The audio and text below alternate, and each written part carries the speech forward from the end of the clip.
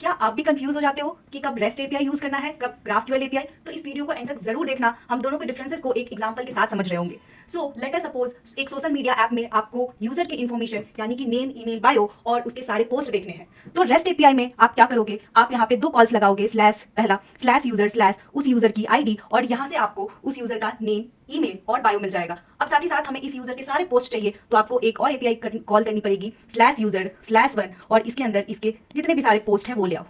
तो यहाँ पे आपको डिजायर्ड रिस्पॉन्स के लिए मल्टीपल एंड पॉइंट कॉल करना पड़ता है। That's what I have mentioned कि आपको जो डिजायर्ड डेटा चाहिए रिस्पॉन्स से, उसके लिए आपको रेस्ट एपीआई में मल्टीपल एंड पॉइंट्स को कॉल करना पड़ सकता है।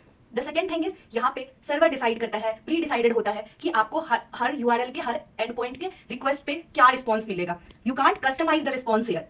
द थर्ड थिंग इज कि यहाँ पे ओवर फेचिंग या फिर अंडर फेचिंग जनरली हो जाते हैं। जैसा कि आपने अभी देखा कि अगर मैं स्लैश यूजर स्लैश वन को हिट करूं तो क्या मुझे यहाँ पे सिर्फ नेम, ईमेल और बायो ही मिलेगा, इसके अलावा कुछ नहीं मिलेगा। यहाँ पे और भी सारी हमें डिटेल्स मिल रही होगी जो कि हमें रिक्वायर्ड नहीं है। तो यहाँ पे over fetching and under fetching के केसेस होते रहते हैं।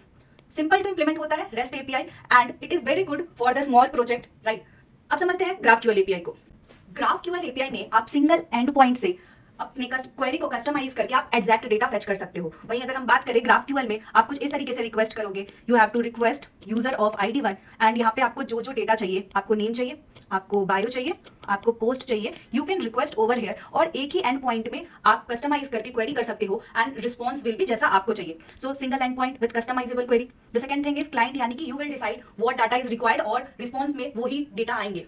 द थर्ड थिंग इज, यहाँ पे कोई भी ओवर फेचिंग या अंडर फेचिंग का केस नहीं होता है क्योंकि आप क्वेरी कस्टमाइज करते हो। द फोर्थ थिंग इज कि as compare to REST API यहाँ पे थोड़ा सा ज्यादा सेटअप रिक्वायर्ड होता है and it is very good for big and complex UIs और project as compare to REST API. तो रेस्ट एपीआई के रिक्वेस्ट और रिस्पॉन्स कुछ इस तरीके से दिख रहे होंगे और ग्राफक्यूएल के रिक्वेस्ट और रिस्पॉन्स कुछ इस तरीके से दिख रहे होंगे।